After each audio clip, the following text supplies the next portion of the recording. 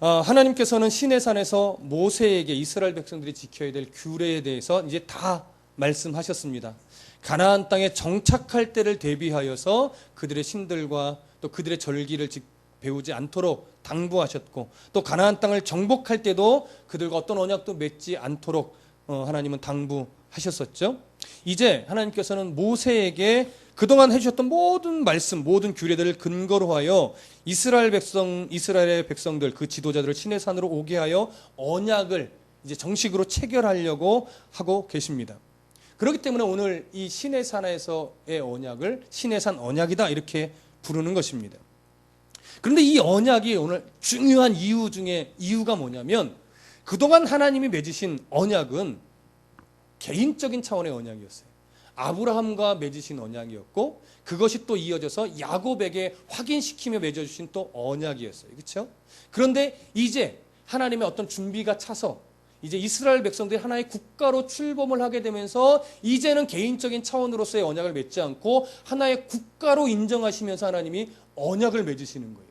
그렇기 때문에 오늘 이 국가적인 차원에서 맺는 이 언약이 굉장히 중요한 겁니다. 그래서 오늘 24장은요 굉장히 중요한 역할을 해요. 오늘 이 규례에 대해서 말씀을 다 끝내고 언약을 맺고, 그 다음에는 이제 성막에 대해서 하나님이 쭉 가르치십니다. 성막에 대한 규례를 다 주시고 나면 이제 본격적으로 어디를 향해 가요? 가나안을 향해서 이제 가는 거예요. 그러면서 이제 정복 전쟁을 들어가죠. 그것이 여호수아서 이야기고, 정복한 이후에 각 지파별로 땅을 이제 취하는 사건이 사사기로 들어가는 거예요. 그러고 나서 하나님이 왕을 주시는 사건이 사무엘서에 나오는 거죠. 그러고 나서 이들이 또 범죄하여 나라가 갈라지는 것이 열왕기서, 역대기서에 나오는 이야기입니다. 그러다가 포로로 멸망하고 포로로 끌려가서 나오는 사건들이 그 이후 예언서들, 그런 것들이죠. 그 시발점에 있는 언약이기 때문에 굉장히 오늘 중요한데요. 1절과 2절 다 같이 읽어보겠습니다. 시작.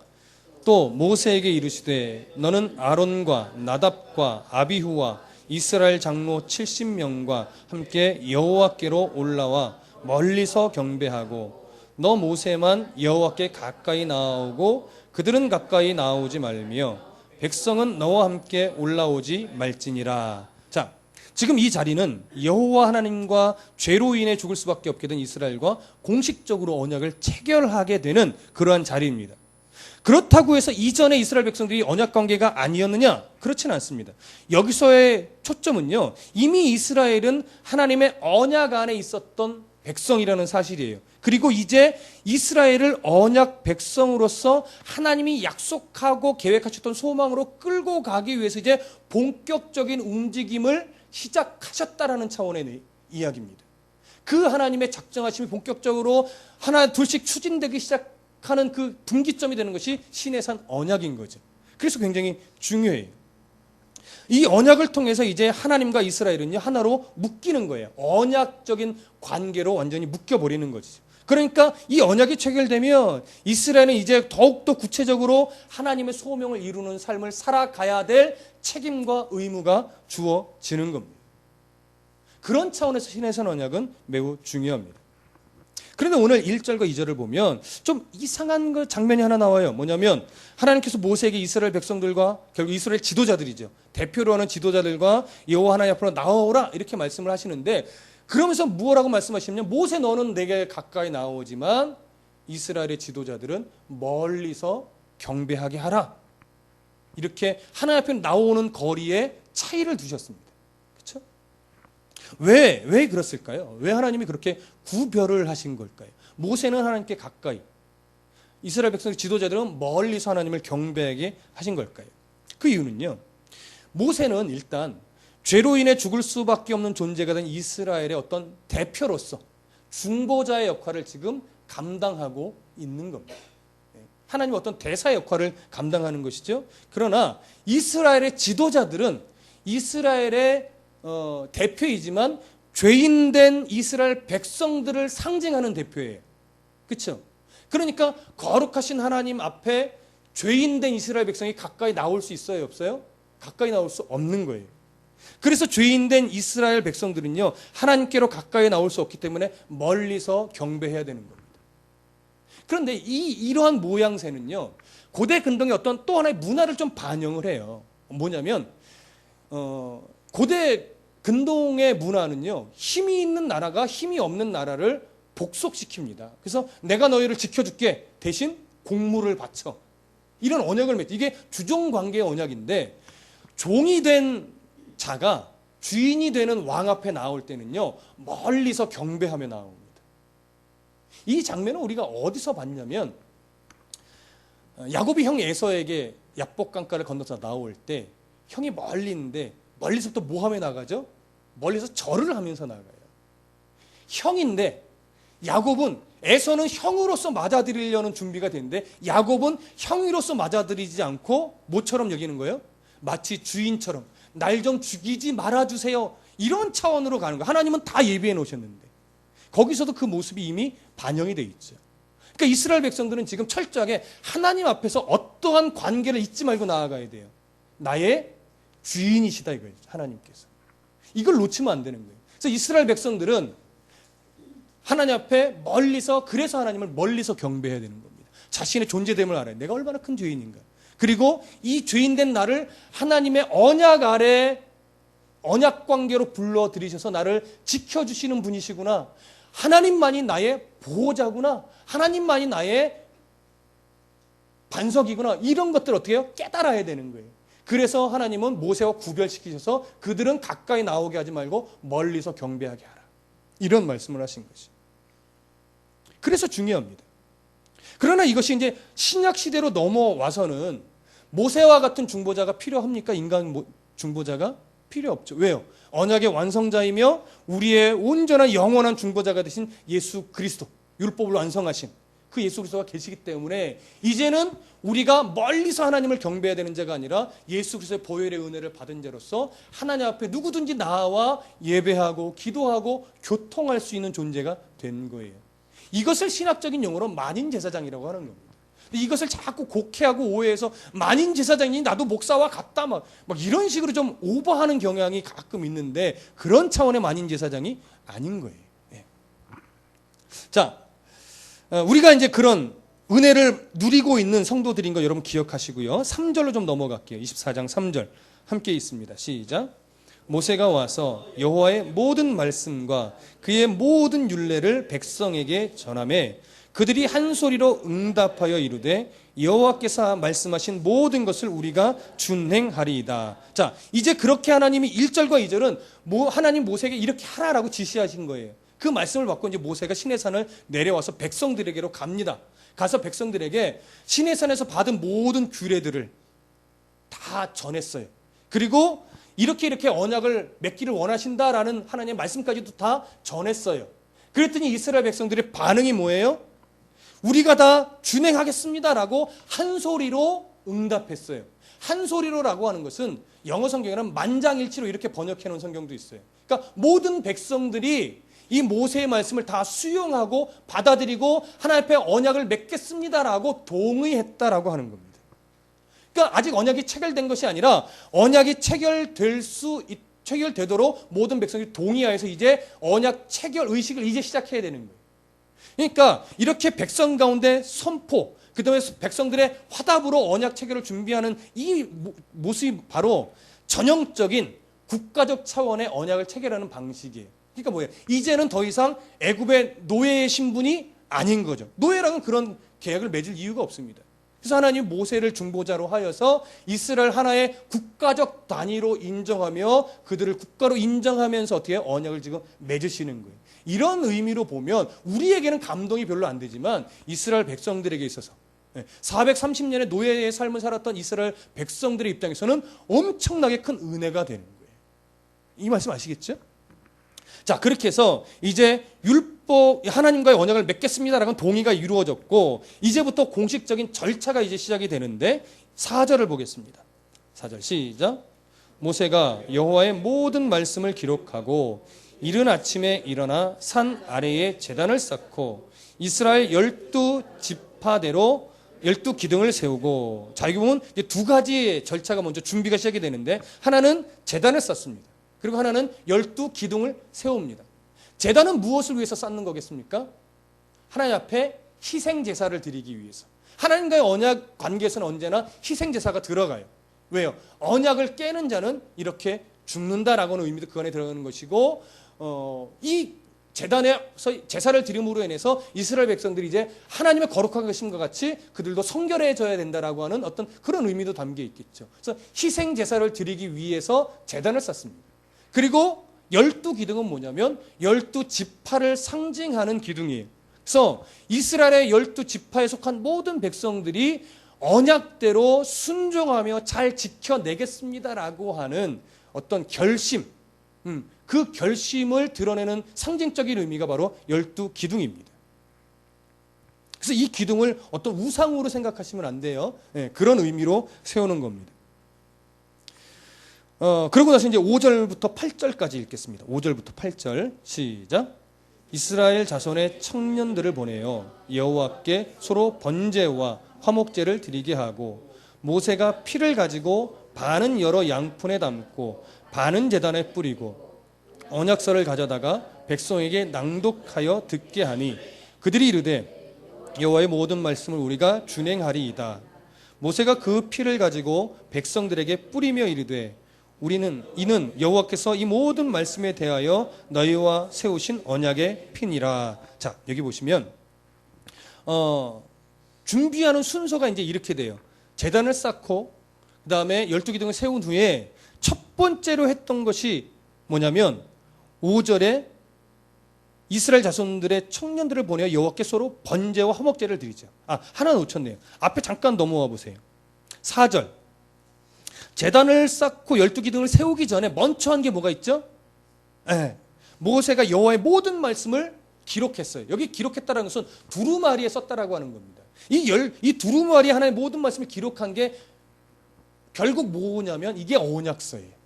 계약 체결을 위해서 문서화한 거예요. 문서화. 그래서 언약서를 먼저 만들고 그 다음에 제단을 쌓고 12기둥을 세운 후에 청년들을 보내어서 여호와께 서로 번제와 화목제를 먼저 드리게 합니다. 여기 청년들이라고 하는 것은 이제 어떤 사람이다라고 말하기는 어렵지만 학자들은 이런 견해를 이야기합니다. 뭐냐면 그동안 제사장의 어떤 역할을 감당했던 그리고 제물을 죽여야 되잖아요. 그러니까 힘이 좀 필요해요. 그렇죠? 죽여서 피를 내고 각을 뜰려면 힘이 있어야 되기 때문에 그런 어떤 제사장으로서의 역할을 감당해 오던 청년들일 것이다. 근데 뭐 이것이 누구일 것이다 말들은 있지만 정확하지는 않습니다. 저는 그런 청년들을 먼저 보내서 하나님 앞에 서로 번제와 화목제를 먼저 드리게 합니다. 드린 후에 거기서 받아놓은 피를 반반 나누는 거예요. 그래서 반은 먼저 하나님 앞에 뭐를 드려요? 제단에 뿌려요. 제단에 하나님 앞에 먼저 뿌리고 나서 그 다음에 한 것이 언약서를 가져다가 백성들 앞에 낭독하는 거예요. 한 번 더 쭉 읽습니다. 우리가 하나님과 맺을 언약의 내용들은 이러합니다. 십계명을 비롯해서 모든 규례들을 다 낭독했을 거예요. 그리고 백성들은 그것을 듣고 나서 또 뭐합니까? 한 소리로 우리가 다 준행하겠습니다 라고 하면서 화답합니다. 그리고 나서 그 다음에 한 것이 뭐냐면 8절에 모세가 그 피를 백성들에게 어떻게 해요? 뿌려요. 아마 이 백성들에게 뿌릴 때 붉은 양털이나 우슬초로 이렇게 담궜다가 묻혀서 휘 이렇게 흩뿌렸을 것으로 보여집니다. 그냥 양푼에 담은 거 그냥 이렇게 뿌린 게 아니고 이렇게 뿌리면 주로 앞에 있는 사람이 다 묻겠죠. 그런 게 아니고 우슬초 같은 이런 초에 이렇게 발라서 이렇게 뿌리는 거예요. 계속 이렇게 흩뿌리는 거예요. 그런 식으로 해서 백성들에게 그 피를 뿌립니다. 자, 이렇게 이 과정을 거쳐서 결국 백성들에게 제단에 뿌리고 언약서를 낭독하고 화답한 후에 이제 마지막으로 그 피를 백성들에게 뿌렸을 때 이 피 뿌림에 아주 중요한 의미가 있는데 마지막 이 백성들에게 뿌린 피 뿌림은 뭐냐면 이제 하나님과 이스라엘 백성들이 언약 안에 하나로 묶였다라고 하는 것을 이제 상징적으로 의미하는 겁니다. 그러면 잘 보세요. 언약 안에 하나님과 이스라엘 백성들이 묶였다라고 하는 것은 상호 책임과 의무가 주어지는 거예요. 상호 책임과 의무. 하나님은 주인으로서 이스라엘 백성들을 보호하고 하나님의 복을 주기 위해서 그들을 바르게 인도할 뭐가 있어요? 책임과 의무가 주어지는 거예요. 이스라엘 백성들은요. 그 주인의 의도대로 순종하며 주어진 언약서의 내용대로 철저하게 순종하며 따라갈 책임과 의무가 있는 거죠. 어느 한쪽이라도 이 계약에 해당되는 것을 어겼을 때는 어떻게 해요? 죽음으로 사실은 갚아야 되는 거예요. 죽음으로. 그래서 이 피가 핏부림을 언약의 피라고 하는 겁니다. 그리고 이것이 신약 시대로 이렇게 넘어오면 장차 인간의 모든 죄가 예수 그리스도의 피를 통해 깨끗해질 것을 상징하는 뭐예요?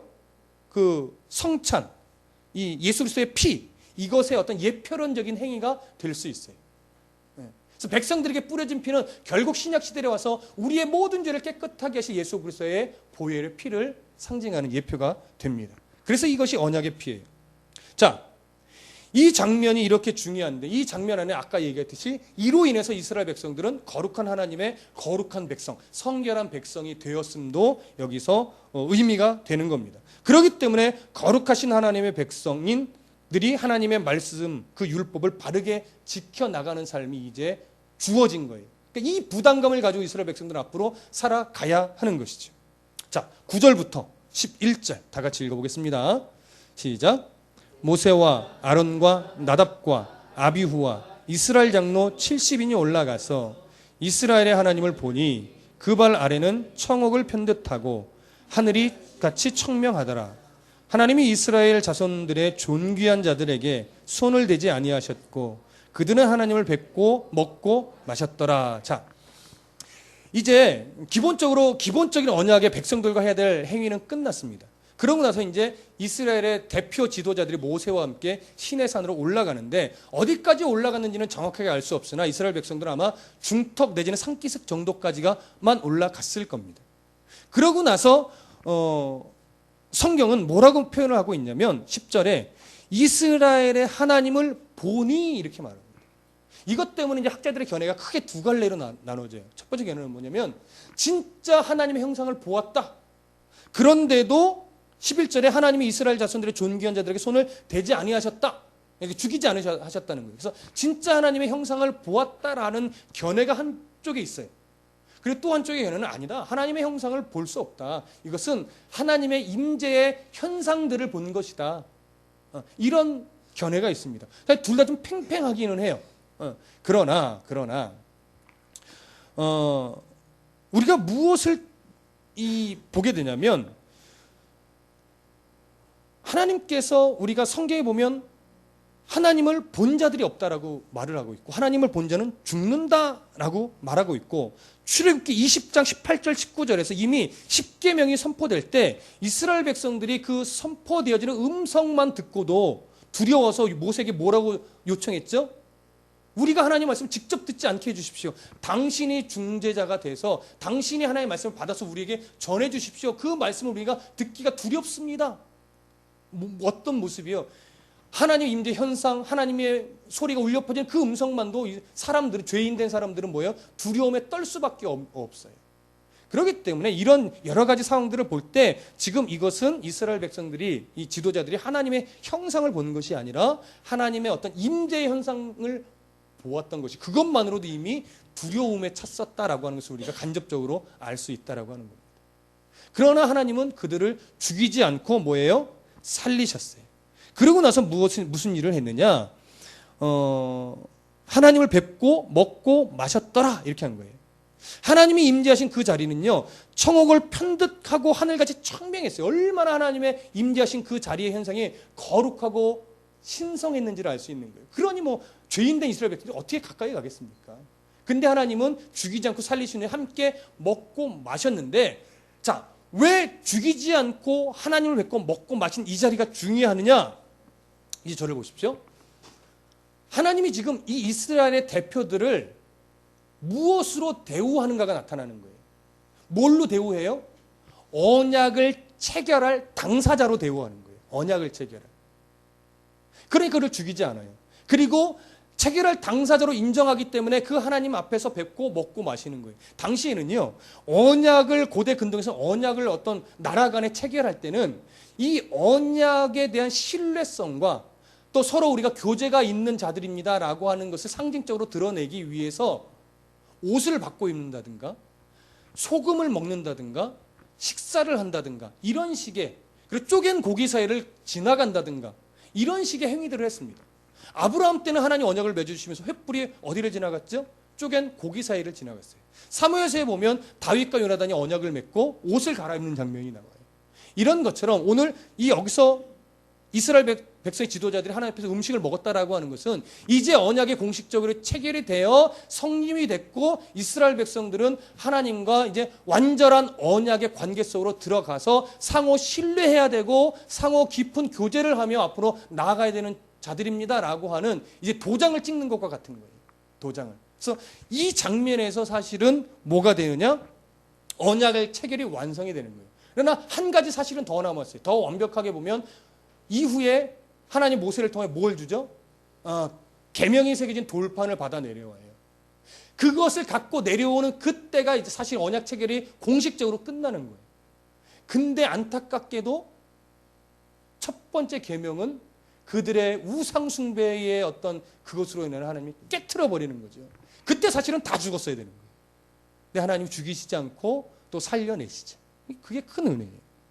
그래서 오늘 결국은 오늘 이 식사 자리를 통해서 이스라엘 백성들은 하나님과 공식적인 언약 체결이 끝마쳐졌고 하나님과의 관계가 이제 회복되었으며 실제적인 종속 관계가 확립되었습니다. 이제 앞으로 이스라엘 백성들은 계속해서 자기의 책임과 의무가 무엇인지를 계속 분별하면서 가야 되는 거예요.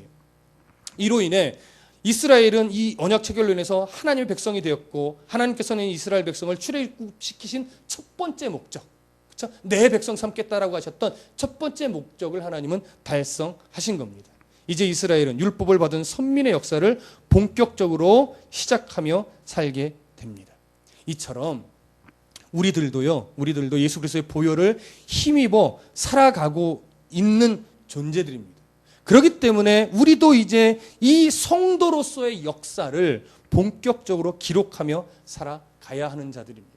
이스라엘 백성들은 율법을 지키며 하나님의 역사를 광야에서 그리고 가나안 땅에서 역사를 기록하며 살아가야 하는 것처럼 예수 그리스도의 보혈의 은혜로 말미암아 새로운 언약 관계, 새 언약 관계에 들어간 우리들은 이제 성도로서의 새 역사를 써가야 되는 거예요. 그것이 바로 뭐예요? 율법의 본질을 지키며 살아가는 모습이에요. 율법의 행위는 구약시대 다 끝났지만 그 본질은 지금까지도 내려가고 있는 것이죠. 그 율법의 본질이 뭐예요? 하나님을 사랑하고 이웃을 사랑하는 거예요. 마태복음 22장 37절에서 40절에 이렇게 예수님 말씀하셨습니다. 예수께서 이르시되 네 마음을 다하고 목숨을 다하고 뜻을 다하여 주 너의 하나님을 사랑하라 하셨으니 이것이 크고 첫째 되는 계명이요 둘째도 그와 같으니 네 이웃을 네 자신과 같이 사랑하라 하셨으니 이 두 계명이 온 율법과 선지자의 강령이니라. 이렇게 하나님께서 기뻐하실 수 있는 삶을 살아가야 됩니다.